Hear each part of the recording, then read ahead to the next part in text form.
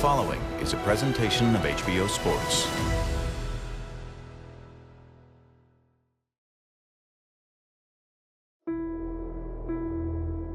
When the human body is challenged, it responds in vivid ways. And the further it's pushed and the harder it strains, the responses will be all the more striking. Which means in a boxing gym, there are never any illusions about how exhausting and how brutal the tasks are. Never any doubt about how much the men inside have at stake. He has a case for that mythical crown, the best pound-for-pound fighter in the world. And having risen from an obscure corner of the map, Gennady Golovkin demands the attention of anyone and everyone who understands his craft. There it is! Cossack Thunder! Triple G is the monster that everyone's come out to see. This was a gradual, systematic, technically pure beatdown. With an extraordinary blend of power, technique, and toughness. And an uncommon knack for turning the stunning into the routine. Knockout number 23 in a row. I like old school. If you want to fight, just call me, call my manager. That's it. This is very easy business. Very easy. His story can't be told without highlighting its most harrowing chapter. A battle with the kind of foe you don't find in the ring. An unsettling reminder of how little is ever guaranteed. Speed! But for Daniel Jacobs, recovery has brought with it only victory after victory. And now Jacobs is unloading the kitchen sink. And here, the opportunity to overcome expectations once more. You know what I had to get through to get to this point, and you think I'm gonna stop because I fear you? Hell no, absolutely not. Defined by dedication, the demands they place on their bodies seem to have no limits in the gym. Though driven by desire, it'll ultimately be their souls that offer the most consequential responses in the ring. This is 24/7 Golovkin Jacobs.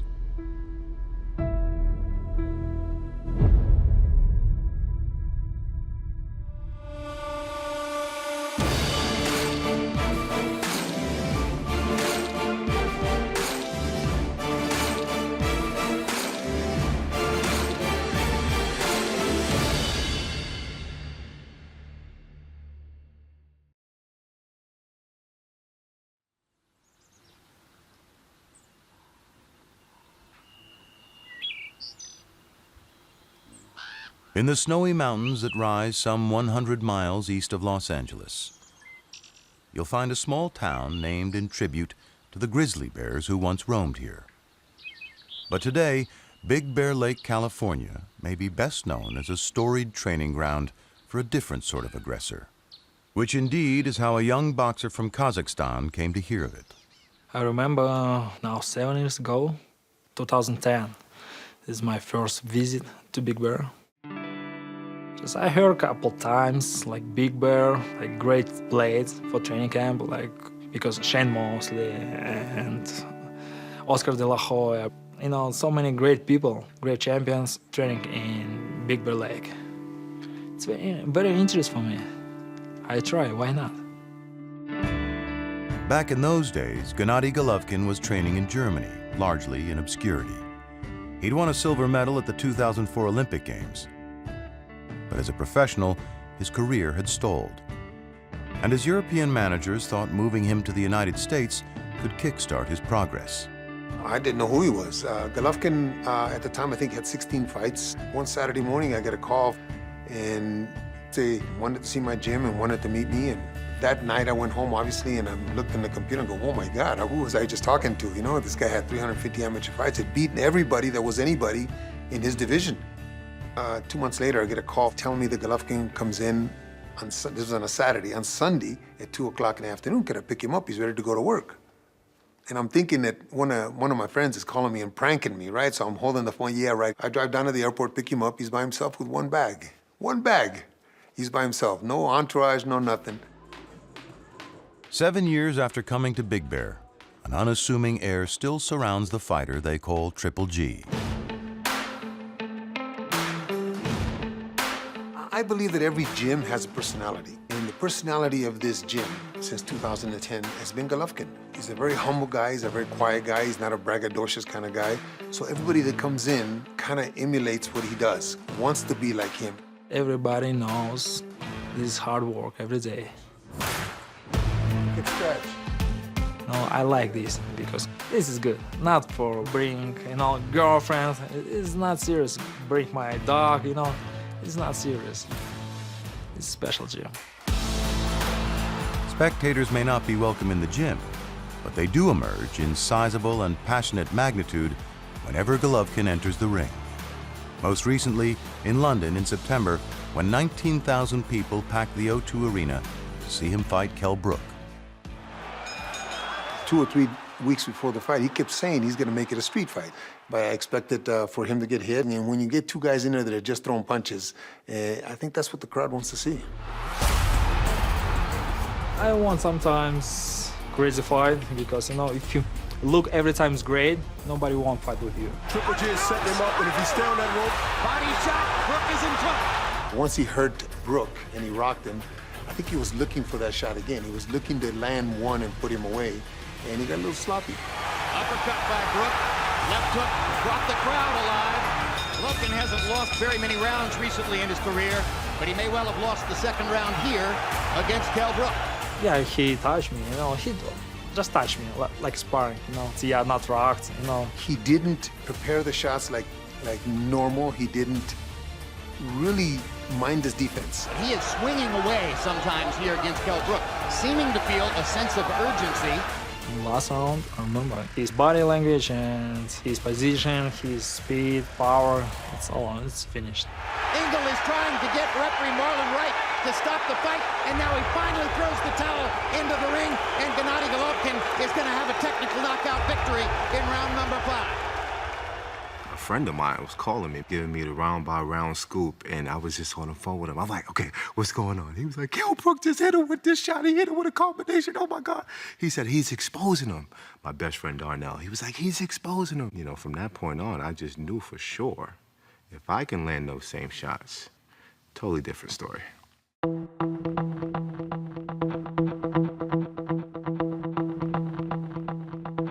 For 30-year-old Daniel Jacobs, affable confidence and an unshakable self-belief are assets that have been hard-earned in any number of ways.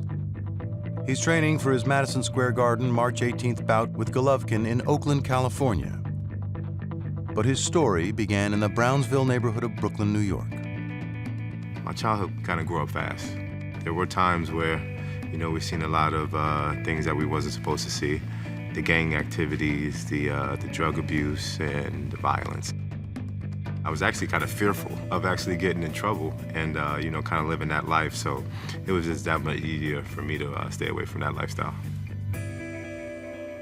He got away from it by turning to boxing and quickly rose as a young amateur star, earning the nickname the Golden Child. And when he turned pro, his potential continued to tantalize. Let's go, baby. No overtime in this game. We got so many different headlines of Jacobs, this kid Jacobs. There's a lot to like from Danny Jacobs so far. Reporters and announcers and everybody would kind of say, this kid is going to be the next great thing. A potential primetime fighter.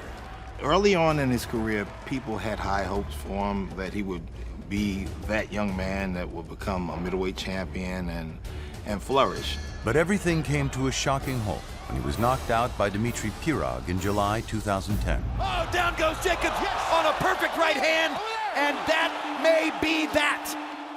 A few months later, Jacobs joined a USO tour in Iraq. The trip was supposed to put things in perspective, but the way it did so was completely unforeseen. Some of the other boxers were giving boxing clinics to the soldiers, and I felt so sick. My leg was a little weak, it was a little numbness, but I just got overwhelmed with the sickness, and I just knew something wasn't right. I couldn't even continue to tour. It was steady getting worse, and I just remember having to walk with a cane, and I was like, okay, maybe you need to go to the hospital. I was scheduled to go on Monday, and I came in on a Friday. They said you wouldn't have made it to Monday. The diagnosis was osteosarcoma, a rare form of bone cancer. A handball-sized tumor was wrapped around Jacobs' spine, paralyzing his legs and slowing his heart. Doctors would perform a 6-hour surgery to save his life, and then 25 rounds of radiation followed.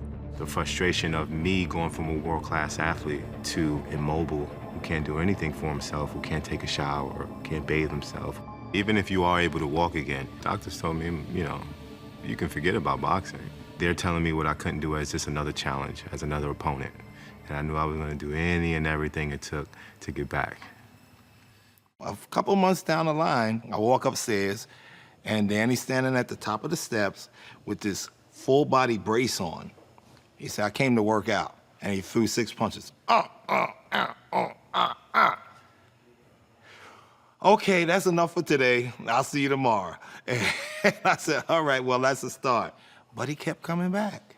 From the beautiful borough of Brooklyn, New York. He restarted his career 17 months after his surgery and brought a new moniker to the ring with him. The Miracle Man, Danny Jacob. I just wanted to be happy again and to do what the doctors told me I couldn't and what everybody believed I couldn't do. And it was a valuable lesson for me, just appreciate everything that you have because, you know, you never know what life is going to bring.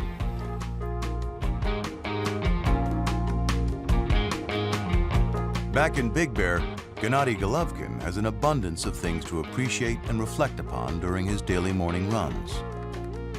Chief among them, the unlikely reality of his journey to become one of the most feared fighters in his sport. It's a path all the more improbable considering something striking. He'll insist to anyone who will listen that he was once not even the most talented boxer in his family. His full name is Maxim. You know, he's my twin brother. I'm older, like 15 minutes.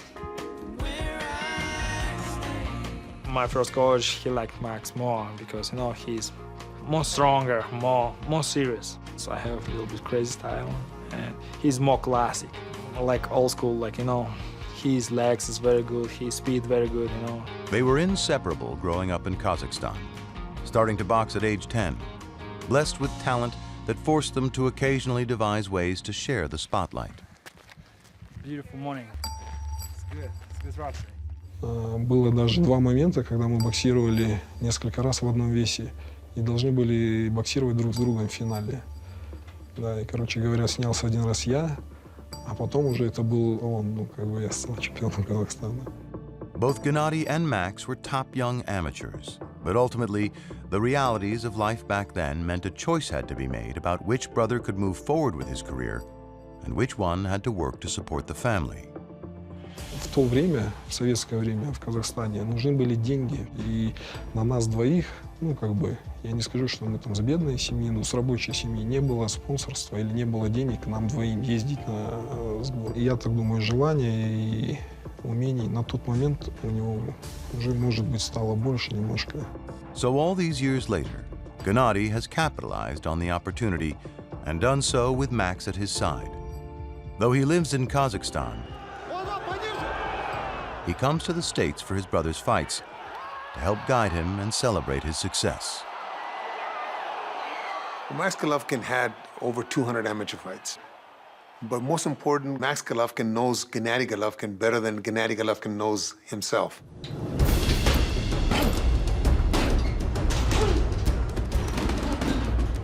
Сейчас был момент, когда просят сказать то или иное, а говорить нечего, потому что и так все понятно.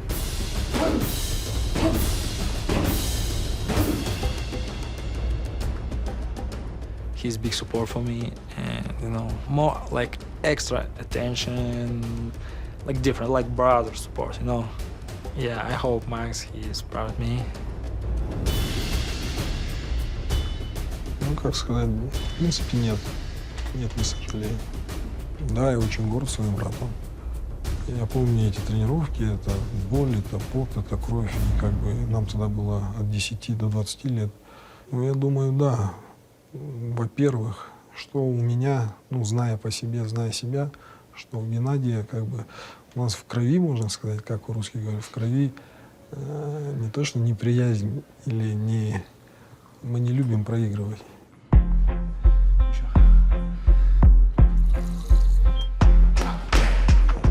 In Oakland, Daniel Jacobs is preparing for March 18th at the gym run by well-known trainer Virgil Hunter.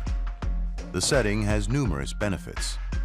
It's far from his home and any potential distractions back in Brooklyn. And it also presents daily opportunities to rub shoulders with Hunter's thriving stable of top fighters. Wow, you have so many different guys.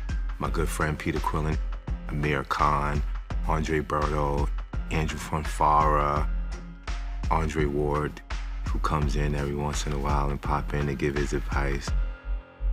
When fighters get around other fighters that respect each other, I can't tell you the amount of motivation that gives us as fighters. It's my brother. We came up together, and he's got a big moment coming up, so I'm excited for him.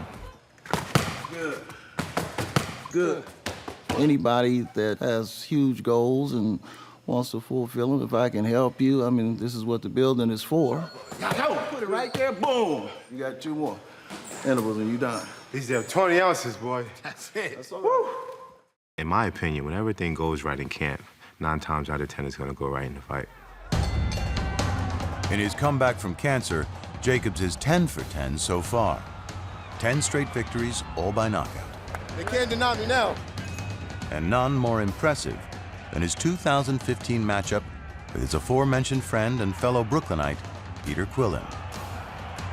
Just thinking about all the stuff that I've been through, thinking about this opportunity, I just hit my gloves like this and said, come on, let's do this. It was the first round stoppage. I'm not really sure, maybe about 85 seconds, but I just remember that it was just electrifying. Danny has no fears now. His hardest obstacle in life has been conquered. It's just a fight now. You waged the biggest war anyone could ever wage, and you came out victorious. There's nothing else to even think about after that. The truth, of course, is that Golovkin's knockout streak has gone on even longer. And in an effort to get any edge he can against his favorite opponent, Jacobs and Rozier have willingly turned to Hunter, no stranger to big fights, for constant advice and assistance. Virgil Hunter and I have known each other for more than 20 years. Out, right there. There you go. So it's a camaraderie that's going on that, bar none, just leads into being successful. Come on. Come on. Come on. That's it. 2 more. Come on. Boom. Bam. Pop. Yeah. Good. For me, it'll take me to that next level mentally. I'm like a sponge at the moment. You can never stop learning in the sport of boxing. Come on, champ. Good though when it comes down to drill where you gotta think. Everyone understands the magnitude in this moment, and everyone is helping me out, whether it's advice or certain things that they see that they can kind of help me out with, and it's just a phenomenal atmosphere. I couldn't ask for anything better. Nothing can stop you. Only you. Nothing in your way. Good work. I like it. A lot of drills.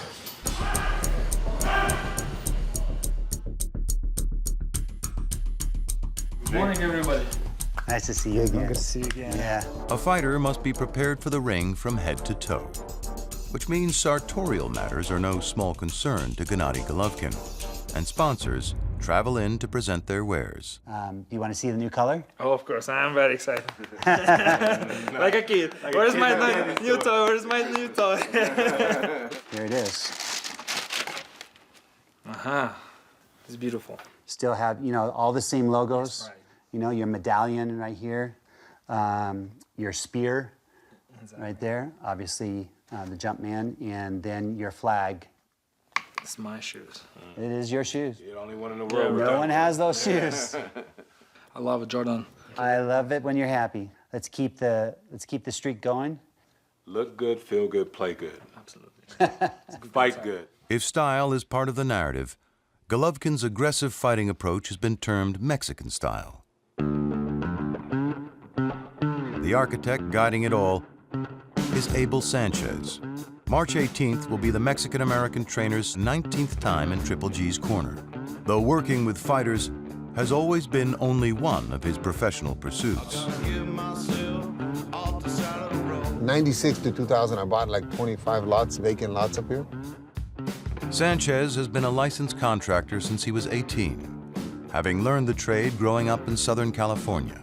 Yes, I'm the oldest of the 8 kids. My father was a building contractor. I've been on a job since I was about 9 years old. He used to take us to work in the summertime, and on the weekends, we learned the value of work and the value of getting $1 at the end of the day.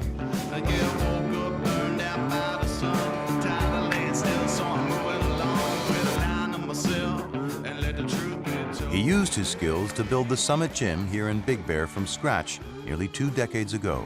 And even as he checks up on current projects, boxing doesn't stray far from his mind. As a matter of fact, right now we're looking at the foundation plan, and the foundation plan really determines not only the strength, but the stability of the structure. And in boxing, technique stems back to the foundation. For me, it all relates. If you teach them right at the beginning, you won't have to be breaking any of those bad habits at the end. The top priority these days is molding his fighter for March 18th.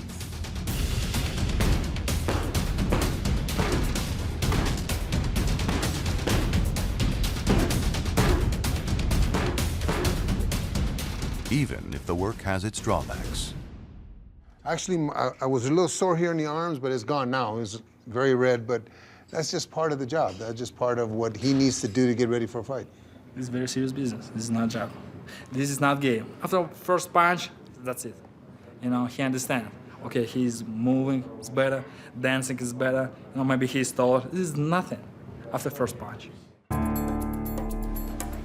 If Golovkin is being trained like a Mexican fighter, almost every night he eats the cuisine to match. A guy like this, if he wants to be Mexican style, he needs to eat Mexican style.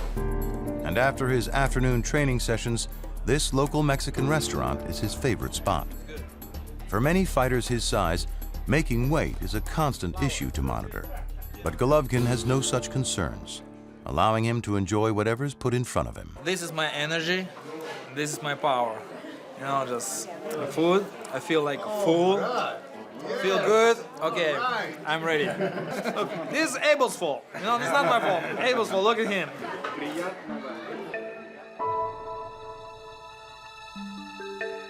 If workouts are a clearly vital part of a boxer's training regimen, rest, recovery, and refueling are just as essential.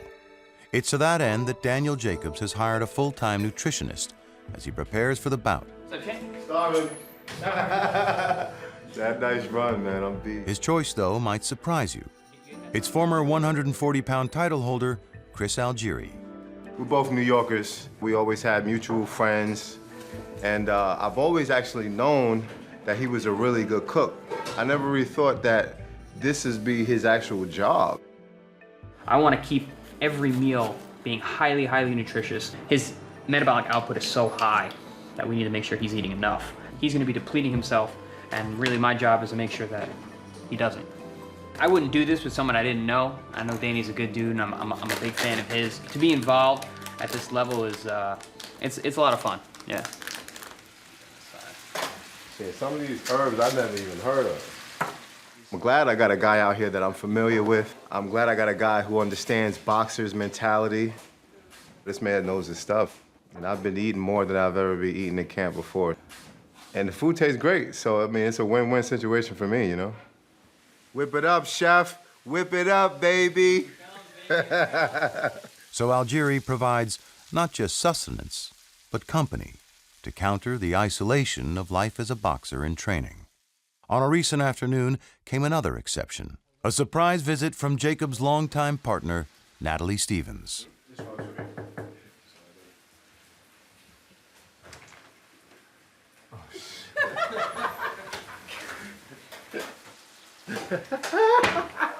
Come on in. Walk away on our anniversary.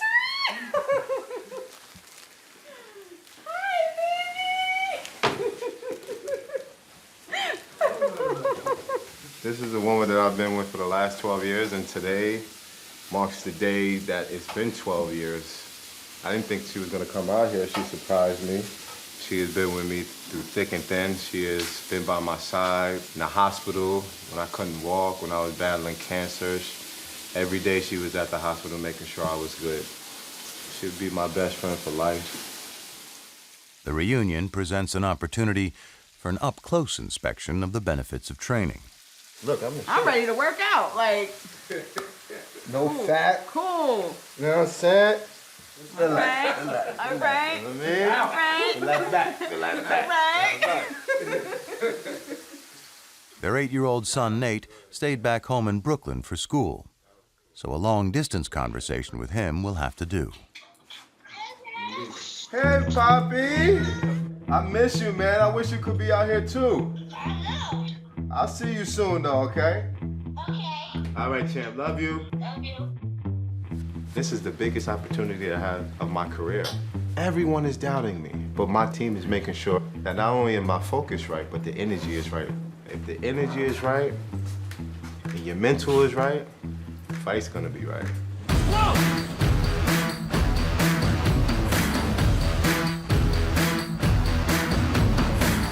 When the human mind is challenged, it responds in evocative ways. And the greater the test, and the more startling the contingencies, the more crucial those responses will be. Which means for a fighter, the strength you don't necessarily see at first glance can end up defining the result just as forcefully as anything else. It's only me and him. If you bust me, if you hit me, that's the name of the game. Whatever he brings to the table, I know I'm gonna overcome. This is boxing. He's not scared. He knows his job. He knows this is possible for him. There are two men whose mentalities have propelled them to this peak. From deep in the bowels of obscurity, from the very brink of death, each deciding that they had no use for extraordinarily low odds, each resolving that fate was theirs alone to determine. I understand the task at hand. In order to be number one, you gotta beat number one. I know I can do it. Here we go! This is the biggest chance for us, biggest fight for us. Who's better? On March 18th at Madison Square Garden in New York, Gennady Golovkin and Daniel Jacobs come together in the boxing ring. As ever, their confrontation will be one of not just body and soul, but mind. As ever, their challenge will be to harness each piece together and still be standing at the very end. They say he's the most feared man in boxing. Shit, I don't fear him. They come this far to quit. Are you ready for this? Did you train your whole life for this? I say hell yeah.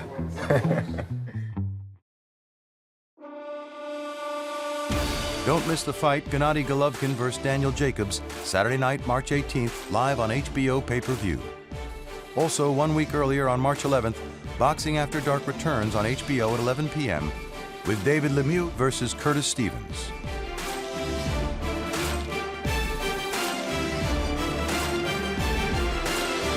This has been a presentation of HBO Sports.